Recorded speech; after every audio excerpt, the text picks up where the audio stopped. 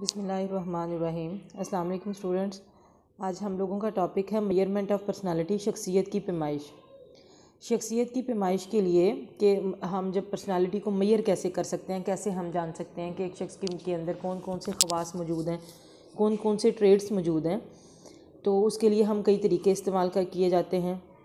मुख्तलिफ़ माहिरीन के नज़दीक पैमाइश का जो मेयार है, स्टैंडर्ड जो है पर्सनालिटी मेजरमेंट का, वो डिफरेंट होता है।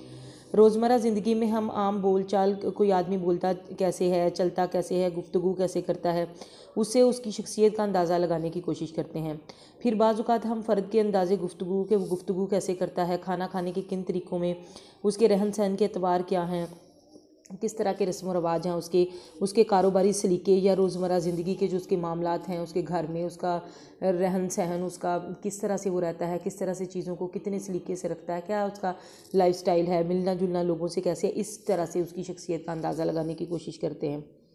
लेकिन बात यह है कि कई दफ़ा हमारे ये लगाए गए अंदाज़े जो हैं वो सही भी साबित होते हैं, लेकिन इसके बावजूद इनकी कोई साइंसी हैसियत नहीं होती और माहिरीन भी इसको मोतबर जो है वो नहीं समझते। माहिरीन नफ्सियात के मुताबिक शख्सियत की पैमाइश के लिए ज़रूरी है कि जो भी मटीरियल आप यूज़ करें उसकी पर्सनालिटी को मेजर करने के लिए वो वैलिड हो। वैलिड का मतलब है वो उसी चीज़ को मेजर करे जिसको मेजर करना चाहिए। जैसे अगर आप शख्सियत को मेजर कर रहे हैं तो ये नहीं कि आप बीच में से जहानत को शुमार करना शुरू कर दें। अगर आप पर्सनालिटी मेजर कर रहे हैं तो फिर आप उसमें और चीज़ें जो हैं वो ऐड कर दें। इस तरह से नहीं होना चाहिए और तरीक़ाकार जो है वो बाएतबार होना चाहिए। ऐसा नहीं है कि वो एतबार वाला ना हो, यानी जो क्वेश्चन उसमें मौजूद हैं, जो रिज़ल्ट उसमें आए वो वही होने चाहिए, जो हर दफ़ा सेम होने चाहिए। अगर आप एक ही पर्सन पर एक चीज़ लगा रहे हैं तो रिलायबल होने चाहिए और नॉर्म के हवाले से उसकी वजाहत हो जानी चाहिए कि इसका क्या क्राइटेरिया, क्या चीज़ें इसके अंदर आती हैं, क्या नहीं आती। शख्सियत की पैमाइश के जो मरूज़ी तरीके हैं, ऑब्जेक्टिव मेथड्स हैं, ऐसे तरीके जिसमें फ़र्द की शख्सियत की पैमाइश जो है वो इस अंदाज़ में की जाए जो बिल्कुल वाज़ेह हो।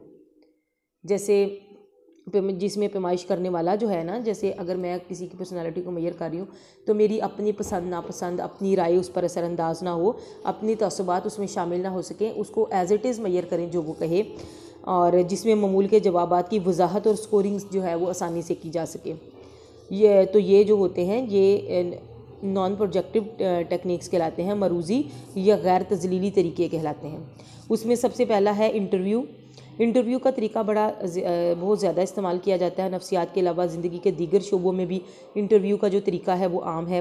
इस तरीके में अफराद से जो है वो बिलमुशाफा यानी आमने सामने बैठकर उसे गुफ्तगू की जाती है और दूसरे फ़र्द के जो है वो ख्यालात जो हैं वो मालूम किए जाते हैं, वो क्या किस तरह के ख्यालात रखता है। मियारी तौर पर इस तरीक़ाकार को इस्तेमाल करने के लिए बाकायदा जो है वो तरबियत की ज़रूरत होती है। अमूमन जो मालूमात दूसरे ज़राए से हासिल करना मुश्किल या नामुमकिन हो तो फिर इंटरव्यू के ज़रिए जो है वो उसको कर लिया जाता है। इंटरव्यू की मुख्तलिफ़ अक़साम हैं जिनका इस्तेमाल ज़रूरत के मुताबिक किया जाता है। शख्सी पैमाइश के माहिरीन ही इंटरव्यू के तरीके से फ़ायदा उठा सकते हैं, क्योंकि वो उससे इंटरव्यू करते वक्त किसी शख्स की खूबियों, खामियों, रुझानात, दिलचस्पियों और रवैयों के बारे में जो है वो मालूमात हासिल कर सकते हैं। और इंटरव्यू में दो तरह के सवालात पूछे जाते हैं, गैर साख्ती और साख्ती। गैर साख्ती इंटरव्यू ऐसा होता है, इस तरीके में इंटरव्यू के लिए पूछे जाने वाले सब सवालात पहले से लिखे नहीं होते। जिन मौज़ूआत के बारे में हमने बात करनी है उससे उनका तयन कर लिया जाता है कि किस किस टॉपिक पे बात करनी है। आम गुफ्तगू या बहस के अंदाज में सवालात पूछे जाते हैं।